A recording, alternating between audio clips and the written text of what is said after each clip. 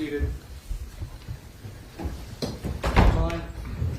Good afternoon, Your Honor. We are hearing case 25 CR 1398, State of Ohio versus Shamar Steele. Present in court is a defendant who is accompanied by his attorney, Ms. Allison Hibbard. We were previously here on December 8th, 2025. At that time, the defendant withdrew his previously entered pleas of not guilty and entered a plea of guilty to renumbered count 1, receiving stolen property, a felony of the 4th degree, as well as renumbered count 2, improperly handling firearms in a motor vehicle, a felony of the 4th degree, both of which carry forfeiture specifications. This matter was referred to the Lake County Adult Probation Department for a pre-sentence investigation and report, victim impact statement, and psychological evaluation. Those reports have been completed. The state has had the opportunity to review those reports, and the state is ready to proceed with sentencing. There are 122 days of jail time credit. Thank you, Your Honor.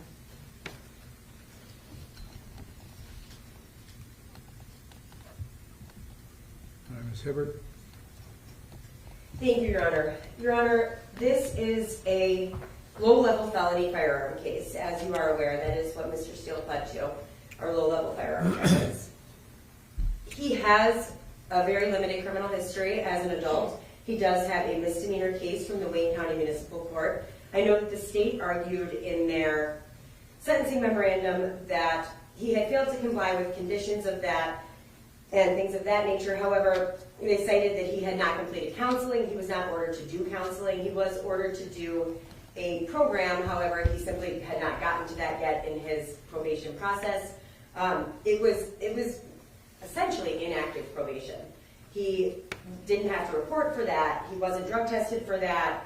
He was never officially violated for that case. So he hasn't had the opportunity ever to be placed on a term of community control sanctions, and that is what we are going to be asking the court for today, is that you take note of the time that he has spent in the Lake County Jail and sentence him to a term of community control sanctions. Your Honor, there are outside factors surrounding this case that make this case seem much worse than it is. However, this case really is Mr. Steele being in possession of a firearm, and really he was in the car with 2 firearms, to be fair. But he did accept responsibility for one of those firearms being the one that he was in possession of that day. That was a stolen firearm. He doesn't dispute that he knew that that firearm was stolen. Initially, he was not aware that that firearm was a stolen firearm, but he did become aware that that firearm was a stolen firearm and that he was not supposed to be possessing it. He shouldn't have been possessing any firearm in a vehicle, though. However, he became aware that that firearm was stolen, and he intended to give that firearm back. How did he become aware of that? He has indicated to me that over the weekend prior to his arrest, he had used a website to search the serial number of the firearm, and he was able to determine that it was stolen. He let me know that. I was not aware that there was an ATF website that you could search serial numbers to firearms on, and maybe the detective knows the answer to that, but that is what Mr. Steele did, and he says even if we were to look in his internet history, it would corroborate that. So he did learn that that firearm was stolen. Why would he search, why would he think to go to an ATF website to see if this firearm was stolen? Something made him very suspicious of that firearm, Your Honor, and I think you should ask him when he goes through with his allocution. He will explain to you what prompted him to have concerns about the nature of that firearm. Your Honor, so there are surrounding circumstances, though, to this case that the state is arguing that make it more serious than your ordinary firearm in a vehicle case. Primarily, they focus on the defendant previously possessed a murder weapon. That really doesn't mean that the defendant knew what was going to happen with that weapon once it was no longer in his possession. He was not part of that murder. There are no allegations that he was. He, in fact, the text messages in his cell phone do indicate that he was asking others for information about that murder. So he was not part of it. He wasn't involved in it. He simply happened to have previously possessed the firearm that then went through someone else and then ended up in the hands of someone who used it allegedly to commit a murder. And I say allegedly because none of the people charged with regard to that murder have been convicted. Nobody has pled guilty. Nobody has had a trial and been convicted by a judge or a jury. They are all presumed innocent, Your Honor. So that is the state's theory of the case, is that there was this murder that was committed by Vance Triplett and the juvenile JW and others involved in the surrounding circumstances of that homicide. However, it was not Mr. Steele who was part of that, and he was not even in the car with the Well, I murder weapon. presume he'd be charged with that if he was part of it, right? Right, and Your Honor, for that matter, he was initially charged with furnishing a firearm to a minor. However, that charge is going to be dismissed by the state of Ohio. He gave a lengthy interview with the police upon his arrest in this matter. To his credit, he was forthcoming with them. He talked a lot with them about the other people and the items in the car and all that. He thought he was helping himself, of course, and he thought he was helping his buddy Vance Triplett. Ultimately, he has come to realize that he tried to help someone who, for one, likely didn't deserve his help, and two, was obviously involved in murder allegations. So he has come to realize that his friendship with that individual and his desire to protect that individual have now cost him. Mr. Steele, he was working full-time prior to this offense. He has a girlfriend with whom he has a child, and he cares deeply about that child. It has bothered him greatly that he's been away from that child at such a young age. He was trying to do the right thing. He unfortunately allowed himself to be susceptible to outside influences from others that were not dedicated to doing the right thing. But again, Mr. Steele was working full-time prior to this happening.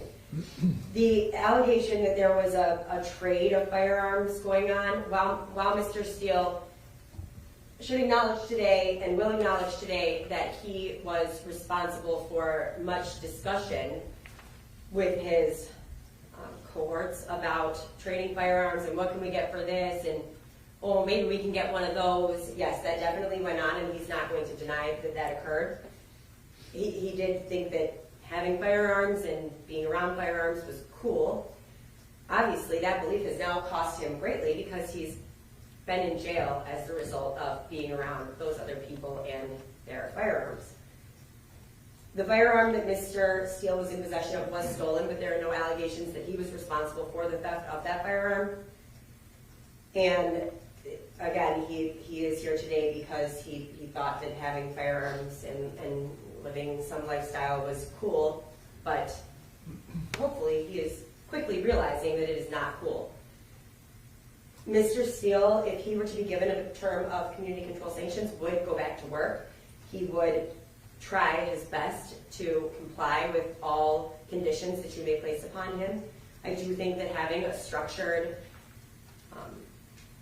dedicated supervision to him by the government would help Mr. Steele try to get himself on the right path and teach him the things he can and cannot do, and the things he must do if he wants to keep his freedom.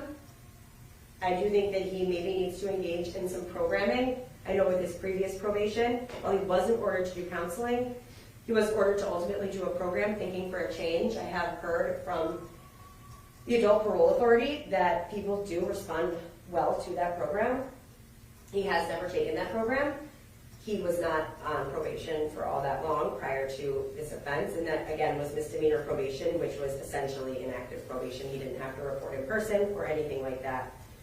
So while he was in the car with these firearms that day, there's no indication that he was trying to hide evidence or knew that a search warrant was going to be executed or anything like that. It was him hanging out with his buddy, Vance Triplett.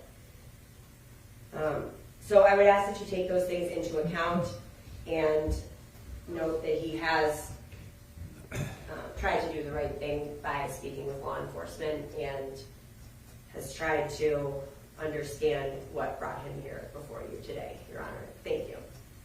Mr. Steele, what do you want to tell me before I impose sentence? Actually, is it okay if I read this? Go ahead.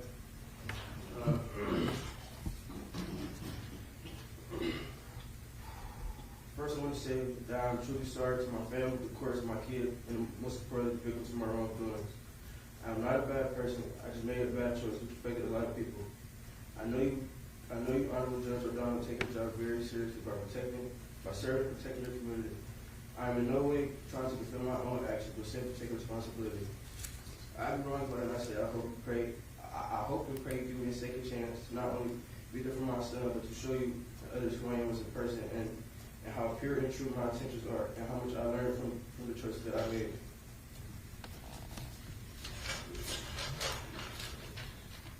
Before coming to jail, I was on my way back to school to get my diploma with graduation in mind to a legal job course that I could be an educated father and not another person, oppressed by society and not being able to be there for my job. Not being able to be there for my kid and get a good paying job.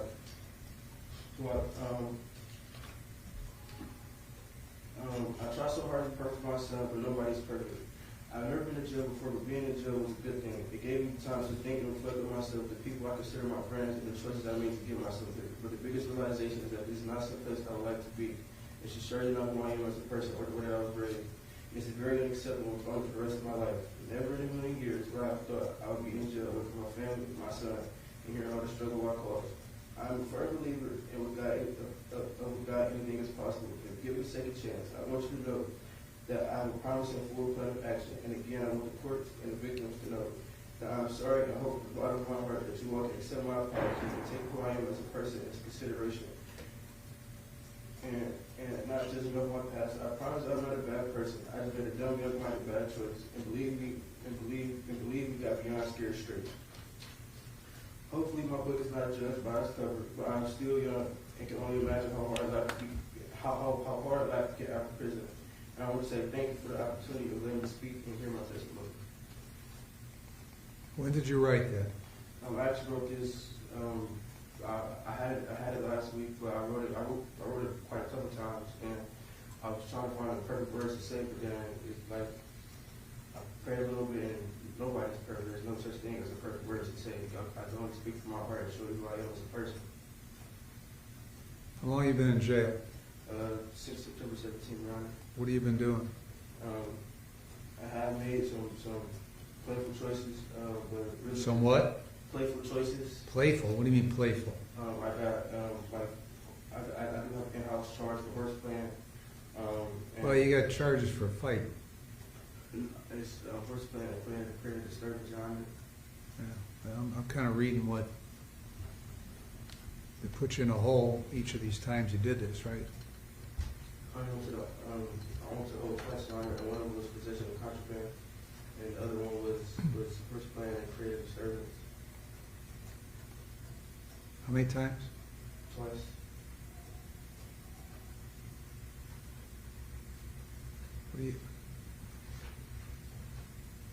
What are you doing hanging around Solomon Gaston in there? Solomon Gaston was somebody that I knew of outside before. Knew of? Yeah. Like, How did you know of him? I knew him from Snapchat. We were friends on Snapchat from one time, and after that, we began to talk. And then I came in there, and I didn't there. He didn't recognize me who I was, and then we had quite a few conversations. And then he was there for me as a friend. My first 2 weeks in there gave me commissary, and then we played around, stupid young teenager stuff. But Hanging around De Niro Logan too? De Niro Logan was my buddy. Okay.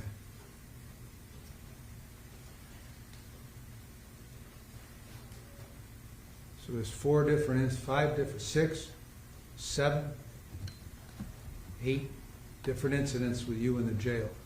So what have you learned? You said this is the first time you've been to jail. What have you learned from being in jail? Doesn't seem like very much. Actually, being in jail, I learned that this is not some place that I want to be. I don't want to surround myself around with people who might be angry at the world or dealt a bad hand of cards and didn't know how to play them or want to self-sabotage. Nobody gets. Go ahead. and bring somebody else down with them. There's been times in there where yes, I've gotten 23-hour lockdowns for I won't say petty stuff, but like clothing items, having extra clothing items, or not having my door all the way open, or not having it all the way shut. And I don't want that to affect what, like, I mean, those may seem like petty things to you, but you placed yourself in a position where you got to follow what you consider petty rules. When you don't follow the petty rules, then there's consequences. But then you keep violating and committing the petty violation of the petty rules, and keep getting the same result. it wasn't. I'm not necessarily saying it was petty, all right, but I'm just saying it's been times where like some of the COs, of course, stretch it and I forget about it, but it's not me. Well, you know, putting yourself in a position where you've got to conduct yourselves according to what other people perceive as you committing a violation. I mean, you put yourself in that position.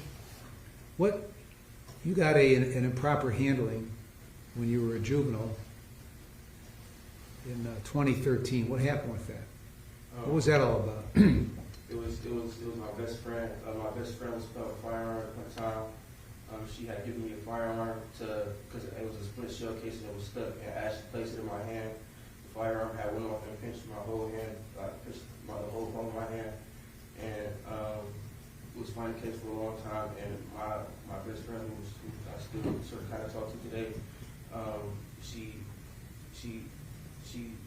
made it like. Bitch forgave me and made sure that it wasn't what it looked like as it used to be. Okay. What about this theft in Wayne County? Theft in Wayne County, I made a horrible choice. I was working. I made a horrible choice of using someone else's money to go receive products for myself.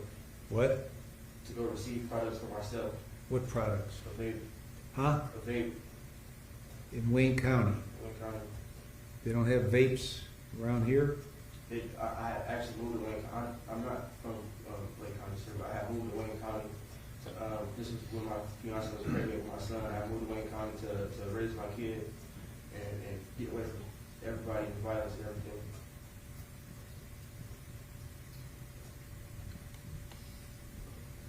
And you stopped reporting in May. Why? I never stopped. So actually in June I got a new number. And I was calling every day since June all the way up to August and up to September. And my phone record will also show that I have been calling leaving voicemails. Justin McGrath. I call his office sometimes and all of a sudden he's not in. And I ask for a message and ask next time he'll be in.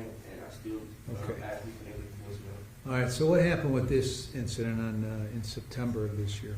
In September this year, actually, I never called up for work, but I called up for work because Vance had asked me to go to probation with him because I was his comfort. So I went to probation. I was going to probation office with him. Your Vance's comfort. What does that mean? Like me and Vance was like close friends. Like at one time I did consider him my brother. But he like not comforted, but like like somebody's there with him and got him. So I did. What was he on probation for? I don't really know his probation. What he's on probation for? Where was it? Cleveland. Okay. So you went. So go ahead. And as he was asking to come get me, I was like, yeah, because at the same time I can give you what is yours and what you gave me. And I got picked up by him and his mother. We went back out to his house, and then from his house we had left. We got pulled over by the police. Okay, well, you called off work to pal around with Vance when he went to probation. At the time I was already sick, Your Honor. What? At the time I was already sick. Didn't you call off work to go to probation with Vance? I already called off work because I was sick, but at the time he had asked me to go to this. Okay, so did you go to probation department with Vance? No, before we get there, we were stopped by police officers. Okay.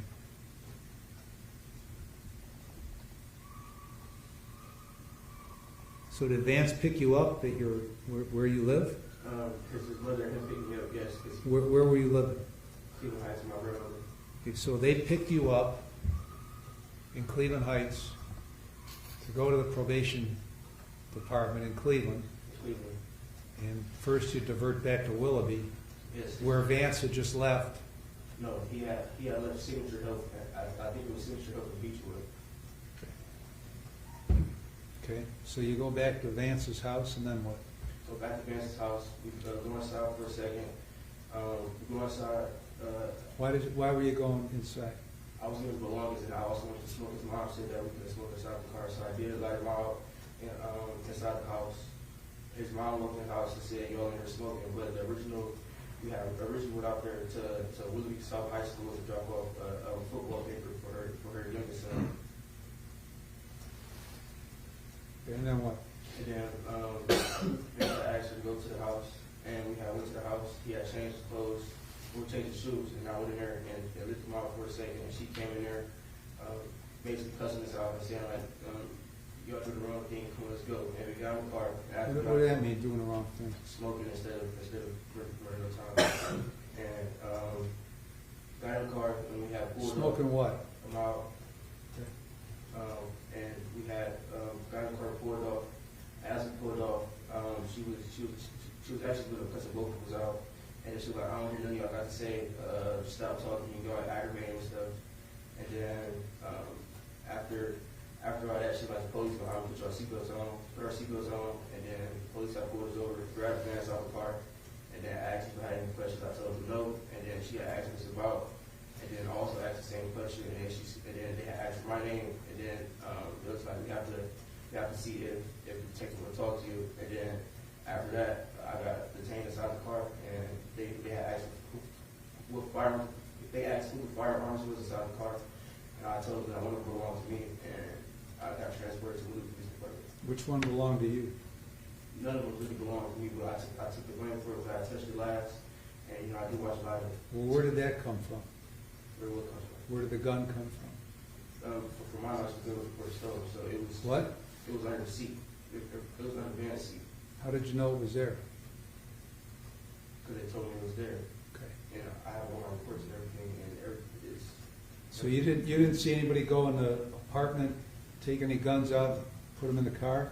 No, You didn't see that? no. You didn't take anything out of the apartment? I never took anything up the apartment. Did Vance or his mother take anything out of the apartment? Not that I was paying attention to them. And so how many guns were in the car? It was too much total, so I was fine. Now, how did you know it was stolen? It was actually days prior. I think it was a Sunday night, or it was Sunday night or Saturday night. I did look up on the ATF public website, and it said it was stolen from Willoughby. The one that was under the seat? The one that I had prior for What? the one that I had prior for trying to return his Vance. Yes, Was that in the car? yes. How did that get in the car? It was in the car because I already had it on my person. All right, when he picked you up in Cleveland Heights? You didn't tell me that, right? So where was that gun when the cop stopped you? That was the gun I was also under the seat. Okay, you told me there was a gun under the seat that you didn't know was there. It was already there. No, I never Okay. said that. All right. So where, you looked up that over the previous weekend Yes, on the ATF website. ATF website. How did you know to go to an ATF website? It's like, I don't want to say I'm dumb, but it's like, I do watch a lot of crime TV shows. I do watch a lot of, like, Chicago PD, 911, and I did just have thought to look it up, because something that seemed right about it. I don't believe that. I don't believe that. Now, how did it come to be that you looked up, that you knew to look up on an ATF website whether a gun was listed as stolen or not? Don't tell me you saw it on Chicago PD. Okay. I didn't say I saw it, but I do watch a lot of shows, and I did decide to look it up. But I didn't look up ATF.com. I looked up how to look gun stolen or not, and I searched by the serial number. Why did you suspect that that gun was stolen? There's something that seemed right about it, the way it was brought. Where did you get it? Vance. Vance gave it to you. Yes. That should have told you right away it was stolen, right? Yes. Okay. Is that the only gun you looked up on the ATF website? Yes. Is that the only time you've ever done that? Yes. Is that the only involvement you've had with guns? No. not besides my What wife. other involvement have you had with guns, besides the juvenile offense? Besides my juvenile offense, that's pretty much besides. I have a couple friends who died from gun violence. That what? Died from gun violence. And I. And what I, involvement have you had with guns? That's He's asking about tax questions. besides buying something traded, that was the only other involvement that I had was me texting. What were you trading? I was trading that it was a conversation and asking about. Conversation with Vance? Yes, And who else? just minutes. Talking about trading guns. Yes. We're talking about other guns, we're not trading guns and buying them. Yes. Buying guns? Yes. From where? I don't know from where. So you and Vance are just having a conversation about buying guns, but it wasn't like you were going to buy guns or trade guns or anything else? Not on my end, no. But on his end? On his end, probably. I can't. Why do you admire Vance so much? I didn't. It's, What thing has he done to advance your life, your buddy? Truth be told, he has Nothing. The answer is nothing. nothing. But when I first went to Willoughby, it wasn't for the time where I would go to school and everything, and he'd be at the bus stop, being his little brother, and his mom would check up on me, make him food plates, and I'd go over there and talk to her. And then when I went to prison, I did call and check. When did Vance go to prison?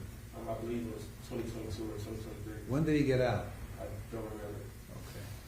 And you thought it was a good idea to reacquaint yourself with your buddy, who you knew was no good? Not necessarily. I was more necessarily checking up on a person who I felt bad for and tried to save. Why are you worrying about saving Vance or anybody else? Look at you.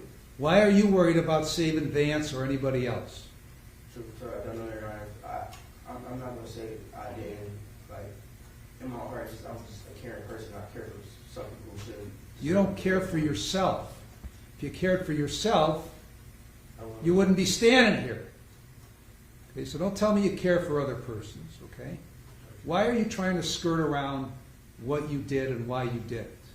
I'm not trying to skirt around. Well, you are. You're not doing a very good job of it, but that's exactly what you're trying to do, okay?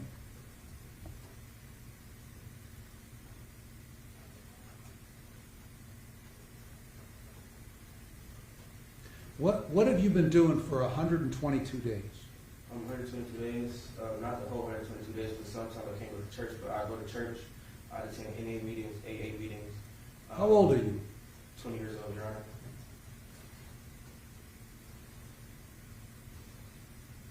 What is it you're going to do? As in, if you would take a chance, first thing I'm going to do is. Well, leave me out of it, okay? You put yourself in this predicament. I didn't, okay? Question is not what I'm going to let you do. What are you going to do? I'm going to get out and actually be a father to my kid, and of course go back to school and get my. You keep saying your kid. Is it a boy or a girl? It's a Kid. Son? My Your son. son got a name? Mario. Okay. Should probably call him by his name instead of the kid. Right. So what are you going to do? Get out, be the best parent I can be for of course, for Kamari, go get my diploma so that I can actually do a good paying job and not be stuck in fast food. Like what? Job of what? What kind of job? Actually, I want to go back to my CDLs. The rest of my family has their CDLs. But if I can succeed in that, I will go back to construction. And I do have a history of rehabbing houses, so I would have no problem being in construction. I have goals. You've been talking to Vance I talked to Vance twice since I've been here, yes. twice? Yes. Twice? Your Honor, I don't know how many times, but I do know that they have had communications. Okay. When's the last time you talked to him? The last time I talked to Vance was actually it was possibly weeks ago. Why are you talking to Vance? Sometimes he asks how I'm doing and do I need anything. You haven't learned too much about Vance in the last 122 days? I have, but I don't know, I made a stupid decision, but still trying to communicate myself with them. Why? Being here for like I have nobody, and outside I have a whole lot of people supporting me, but sometimes I do go without, and it's, I don't know. What does your dad do? My dad's a truck driver. How long has he been doing that? For more than 5 years, I believe. He's also behind me as well. I figured that.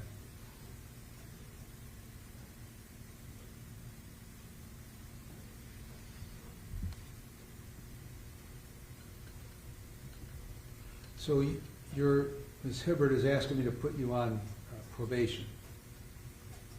For what? To do what? To accomplish what? So accomplish the goals I had of being there for my son Marion and raising him, being as perfect father as I can be, and getting my life straight and learning from my mistakes, so that this is one thing I won't have to repeat. Okay. Did Triplet ever make it to probation that day? No. So you're still not being straight with me on that whole day, okay, because he asked you to go with him to the probation department. Yes. So he picks you up in Cleveland Heights Yes. and then goes the opposite way To drop off a football to paper. Willoughby. Yes, to drop a football paper. Icing on Triplet, who attends Willoughby's, like Willoughby South and Willoughby Middle School is all combined together, but I was the South, so I always say Willoughby South. Football paper for what? It was physical. The season had been underway for 6 weeks at that point. This is September 18th, okay? If he didn't have his physical done, he wouldn't have been playing the last 6 weeks. I can promise you, and you can look at my heart and my mind and see it was like I was told it was a physical paper, and she had to drop it off to icing on. So you went there and then you were going to South to drop that off? Yes. Okay. And then you were going to go to the probation department? Yes. And you're sick? Yes. Okay. I wasn't necessarily like. What's your issue with drugs? I really have no issue with drugs. It's just sometimes I do smoke, like on my free time from work. I did smoke weed, but that was the only drug that I ever really used heavy. Okay. What did you use not heavy? Not heavy. I didn't really use drugs not heavy. Like, Well, ecstasy, you've used that before, I right? used that before, yes. Okay, so when I ask you that question, I expect a truthful answer. Okay. So you don't have a drug problem? No, Your Honor. Okay. So you were just involved in this because you had some admiration for Vance? Basically, Your Honor, yes.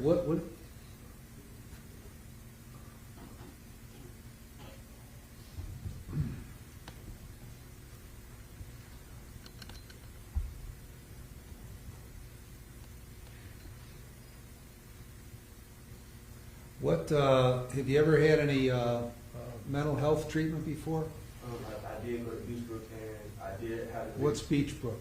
Beachbrook is like it was a while ago, but Beachbrook is I don't know really how to describe it. I haven't been there in a while, but I did the Big Brother Big Sister program and been to the Signature Health.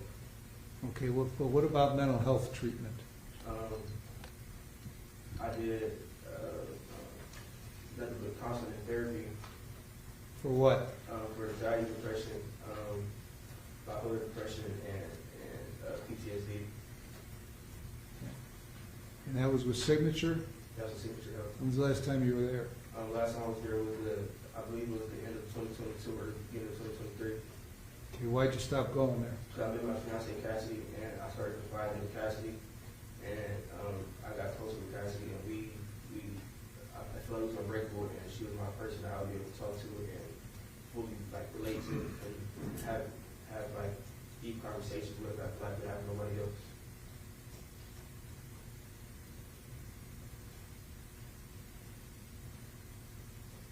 So if that support existed, why are you getting involved in nonsense like this? Truth be told, Your Honor, I don't Truth know. be told. Truth Truth be told, I don't know. It was, Don't you think you should find out? I mean, okay. Anything else you want to tell me? Truth be told, I got myself to well advanced because I had love for him. Like, it was a friendship that I didn't want to take for granted, but now I know that that's not who I want to surround myself around and somebody I can't be with. Well, what concerns me is you should have, of course you should realize that's not somebody that you want to hang around, but you're still in contact with them. You've been in jail, you're still in contact with them. I mean, I talked to him twice since I've been here. I have seen him, but I never been in contact with him and said anything besides not cool or stuff of all that nature. I think he's trying to say he didn't initiate the contact. So what? Would he forced you to talk to him or what? No, but it's hard to ignore somebody who you must have love for.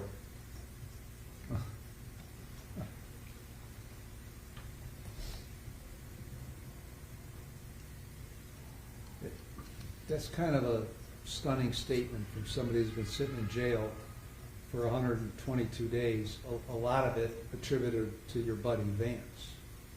That tells me things aren't likely to change. Things can change. I know they can. I said they're not likely to. The only way things can change is if you change them. I will change it. I put it on the skills and realize like it's the same person put the plot together. I don't want to be a jailbird or a criminal bird. I want to be a free bird and be able to be with everything I can be to my greatest possibility.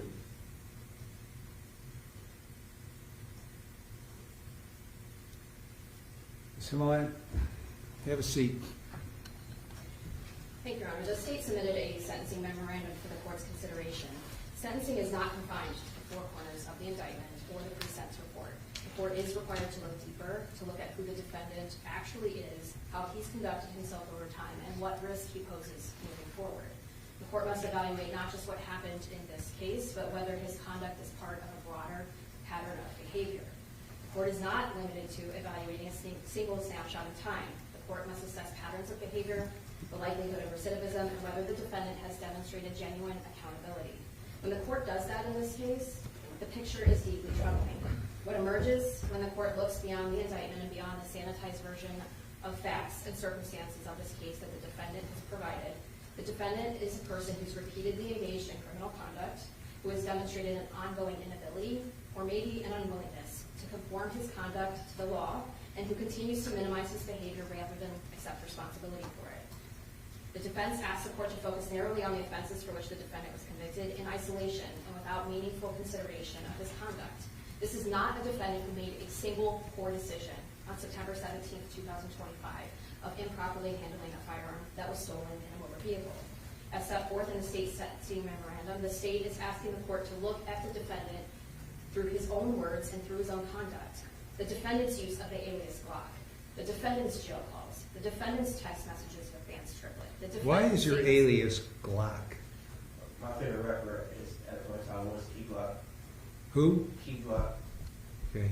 Do you see the irony here that your alias is Glock and you're sitting here on gun charges? Do you see that? Yes. Okay, maybe you ought to change your alias. Maybe you ought to just use your name and stop with the alias bullshit, okay? It's fine. Because you're 20 years old, you're not 14 years old. Go ahead, Mr. Miller. Thank you. It is the defendant's words, his conduct, his prior juvenile adjudication for a weapons offense that establishes his unlawful pattern of buying, selling, and trading firearms. Firearms he's not even legally old enough to possess. The defendant traded a firearm to Vance Triplett, and he received that stolen Glock 43X in return, which is the basis for the charges in this case. The firearm that the defendant gave to Triplett was provided to a juvenile who used it in a murder. The state is not asking the court to hold the defendant criminally responsible for that murder, nor to enhance his sentence based on that crime. Rather, the state submits that this fact is relevant to evaluating the gravity of the risk that created by a defendant's conduct and the danger that he poses if allowed to continue similar behavior. The defendant's conduct created an actual and concrete public safety risk, not a hypothetical one. The court is not being asked to assume what could happen, but look at what did happen when the defendant unlawfully traded a firearm to his friend and what that firearm was later used to do. When this defendant's conduct is viewed in its totality, a prison sentence is warranted. The harm caused here is not theoretical, and the risk the defendant poses is not merely speculative. The defendant's poor behavior shows a pattern of choices that places others at risk and demonstrates that lesser sanctions that have been attempted in the past have not been sufficient to deter him from criminal conduct. A sentence that fails to account for his role in enabling legal violence would demean the seriousness of his conduct, undermine the purposes of felony sentencing, and fail to protect the community. Thank you, Your Honor. Thank you.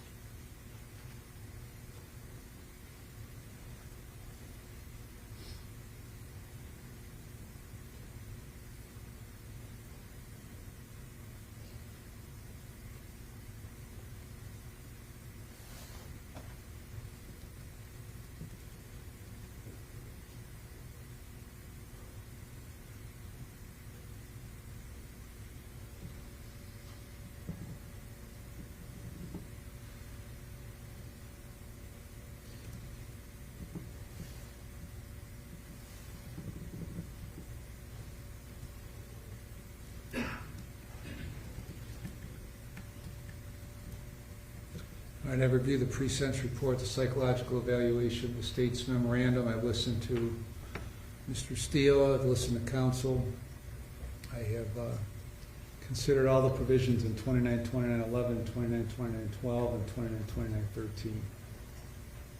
It's important for you, Mr. Steele, whatever happens to you, to get yourself acquainted with the truth and quit trying to soft sell everything.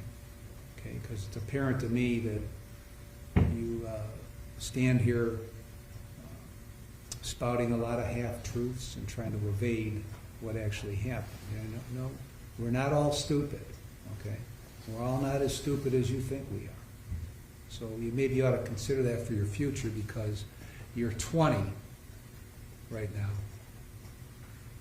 You're 20, you've got a felony as a juvenile, and now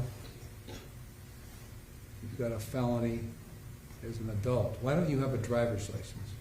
I got pulled over twice with no insurance. But the day I was paying for my insurance to come through, it didn't go through, and I got pulled over. It was with possession and illegal intent.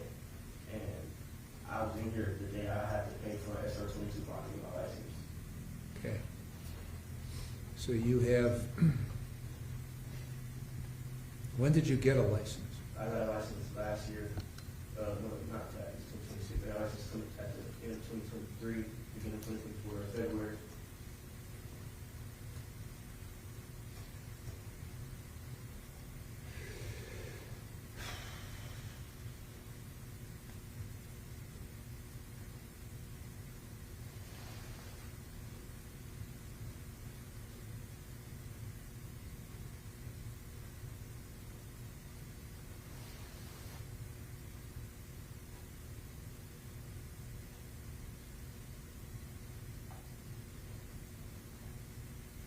I'm looking at, Dave, I'm looking at these traffic offenses, 2 from June of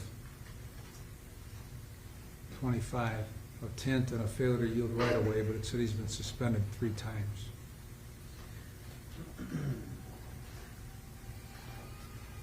You've been suspended 3 separate times?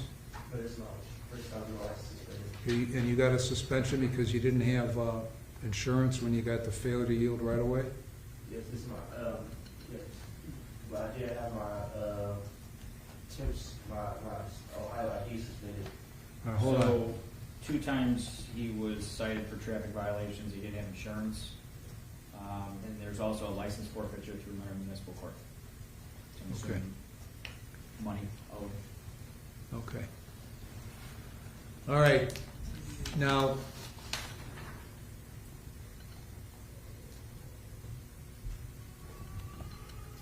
these are 2 felonies of the 4th degree.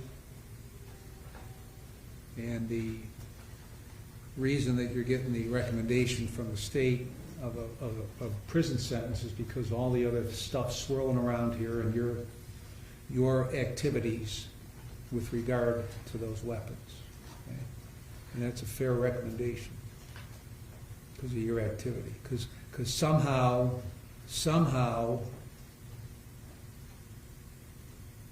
instead of conducting yourself as an adult, like say your father who goes to work and drives a truck, you decide you want to be like Vance Triplett who spends time in prison. Well, shake your head no, but that's why you're sitting here, because you decided to follow that example. Now, in consideration of everything, I'm going to place you on community control for 5 years. And I guess I'll find out if I'm right or Ms. Himmeline was right. You're going to serve 180 days in jail with credit for 122.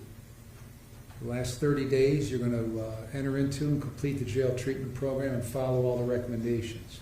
After you complete the jail treatment program, you're going to enter into the NeoCap program, complete that, and follow all those recommendations. You're to have no drugs or alcohol, and you'll be screened. You're going to get a mental health evaluation. You're going to follow those recommendations. You're going to obtain and maintain full employment. You're going to get a valid driver's license. You're going to have no contact with Triplett or Fitch. No contact with Triplett or Fitch. And you're going to pay the costs and supervision fees. Mr. Tompkins, any other terms you think are applicable? Judge, just to clarify, who's Fitch? Fitch is Triplett's mother, the one who was in the car with him. Right? That's right. Okay. I don't believe there's any other conditions, Judge. You understand all the terms? Yes, Oh. Judge, sorry. Yeah. GED, high school diploma? Yeah, get your GED or diploma. You expressed an interest in wanting to do that anyway, right? Yes, Your Honor. So it should be a breeze. You understand all the terms? Yes, Your Honor. Do you have any question about any of the terms? No, Your Honor. Okay, if you don't comply with the terms, then the state will file a motion to terminate your community control. And if I find you violated, then I'll discover that Ms. Himmeline was correct, and I'll send you to prison for 36 months. You understand that? Yes, Your Honor. The remaining, were those dismissed before we started? Your Honor, those were already dismissed. Okay. Anything else, Ms. Himmeline? No, Your Honor. Anything else, Ms. Hibbard? No, thank you, Your Honor. Okay. So I've done what I've done, and just so you're aware, what I've done has no consequence on whether there's nothing that indicates what I have done is going to impact you one way or another unless you do what you're supposed to do. Okay. So it's inconsequential what I do. It's very consequential what you do. Adjourn. All right.